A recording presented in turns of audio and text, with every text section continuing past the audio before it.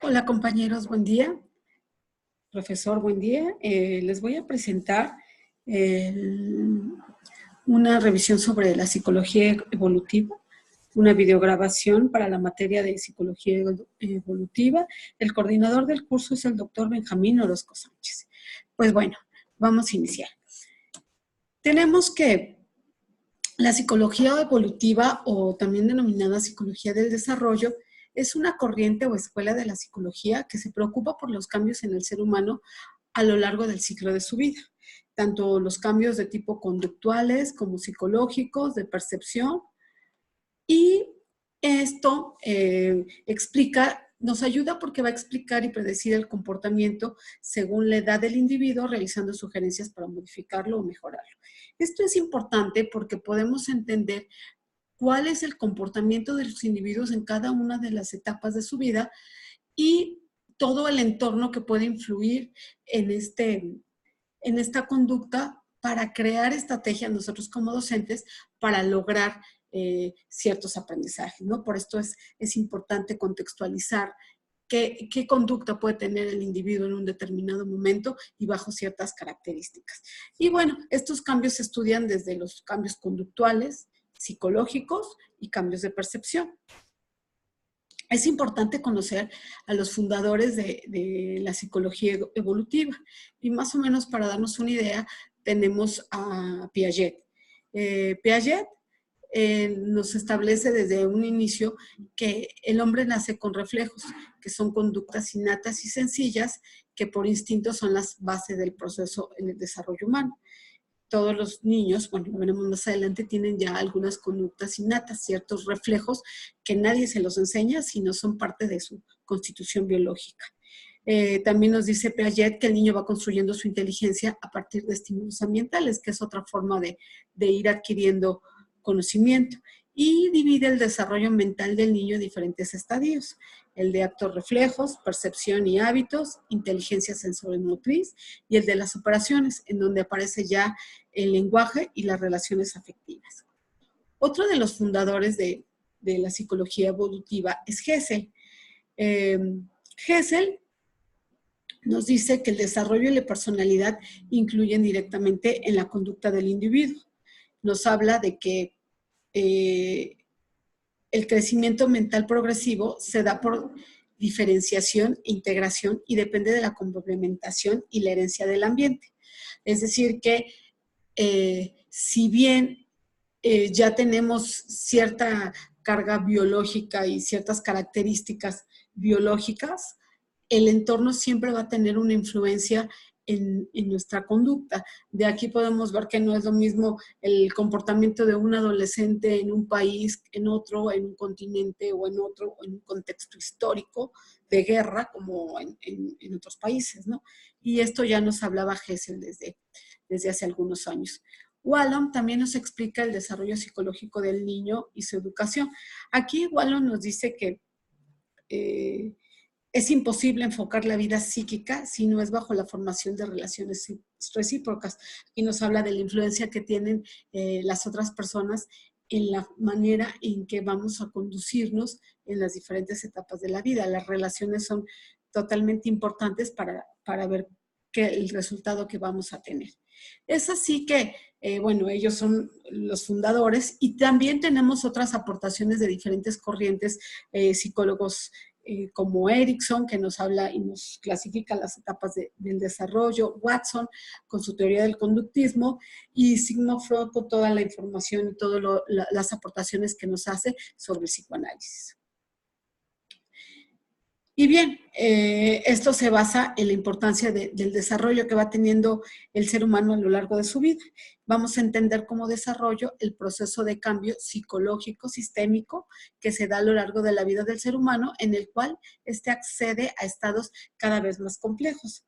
Erickson suma a esta etapa del desarrollo que hay ciertas actividades implícitas por la sociedad y la cultura de acuerdo a este desarrollo. No es lo mismo las actividades o lo que se espera de un adolescente que se espera de un anciano o que se espera de alguien en una edad adulta o de un niño, ¿no? También esto Erickson lo mencionaba como parte de las etapas del desarrollo. Y bueno, tenemos 7 etapas del desarrollo. Es la etapa prenatal, la infancia, la niñez, la adolescencia, la juventud, la adultez y la ancianidad. Estas etapas del desarrollo biológicas, vamos a ir mencionando cada una. Tenemos la etapa prenatal, que se desarrolla desde el vientre materno, hasta el nacimiento del producto. Y bueno, desde este momento ya hay ciertas formas en las que los seres humanos están respondiendo a estímulos, incluso in útero. Antes de los 3 meses, el bebé está respondiendo a estímulos internos y a los 6 meses ya puede responder a estímulos externos, como por ejemplo escuchar la voz del papá, la voz de la mamá, ponerle cierta música. Ya hay estímulos a los que el bebé ya empieza a responder. Ya hay ciertas conductas esperadas. En la infancia, esta etapa es entre el nacimiento y los 7 años de edad.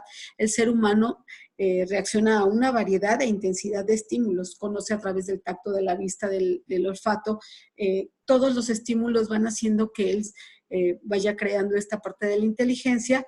Hay algunos actos reflejos, como mencionábamos, y estos actos reflejos son naturales y nos van a hablar de la integridad biológica del ser humano, ¿no? Como el reflejo tónico del cuello, el reflejo de presión, el reflejo de gateo, el reflejo de deglución, que son reflejos, nadie se los enseñó, son reflejos innatos y hablan de integridad biológica. Después viene la etapa de la niñez, se sitúa entre los 6 y 12 años de edad y el niño desarrolla la percepción de la memoria y el razonamiento.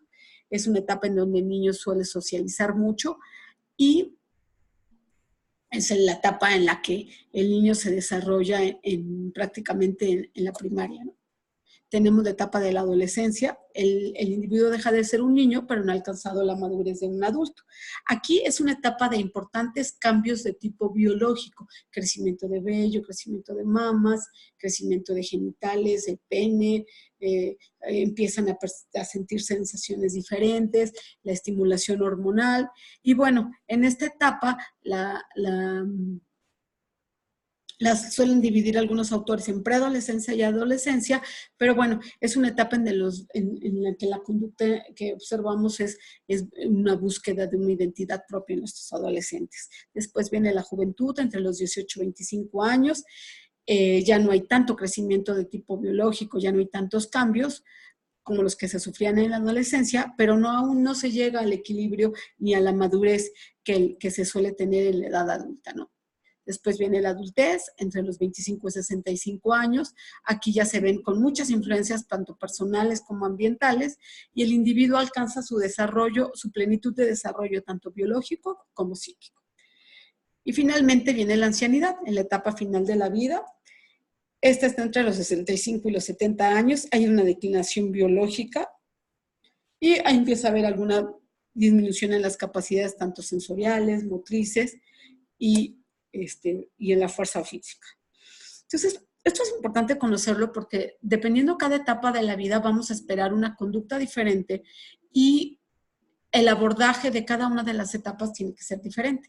No podemos tratar a los niños en una etapa escolar como trataríamos a un adulto o esperar que se comporten como un adulto cuando son unos niños de preescolar. Entonces, el conocer bien la forma en la que esperamos la conducta de los seres humanos es importante.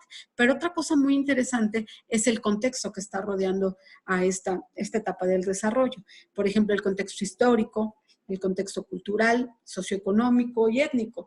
Les mencionaba, no es lo mismo unos niños que están creciendo en un país en guerra a otros niños que están con una estabilidad social en su país. Por ejemplo, el contexto cultural, los niños que nacen en una tribu de África contra los niños que están aquí en nuestro país, tanto a nivel socioeconómico y el nivel étnico, las tradiciones, las costumbres, la lengua, la religión, todo esto va a influir en la forma en la que esperamos el comportamiento en nuestra sociedad, ¿no? Qué costumbres tenemos, qué valores tenemos en la sociedad y las influencias del medio externo. Por ejemplo, en el contexto actual tenemos, por ejemplo, las redes sociales, el internet, la fácil relación que tienen los niños actualmente con una computadora.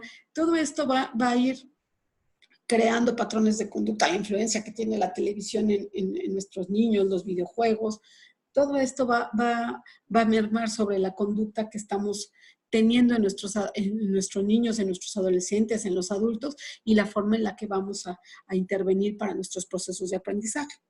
Y bien, para obtener los métodos para estudiar la psicología evolutiva, se producen a lo largo del desarrollo humano, se utiliza el método científico y está siguiendo algunas trayectorias para poder estudiarlo desde el desarrollo físico, que es lo que hablamos propiamente de cambios en la estructura, en el peso, en la conciencia, el cerebro, las habilidades motoras, desde el desarrollo cognitivo, que son los procesos de pensamiento, que pueden afectar el aprendizaje, las habilidades lingüísticas, y desde el proceso psicosocial, conjunto de cambios sociales y emocionales de la personalidad. Entonces, sí es muy importante que desde este punto de vista conozcamos todas estas etapas, tengamos un buen conocimiento. Incluso hay estudios propiamente de la psicología evolutiva en niños de edad preescolar, en niños de edad escolar, en adolescentes, en adultos, para tratar de contextualizarnos y poder aterrizar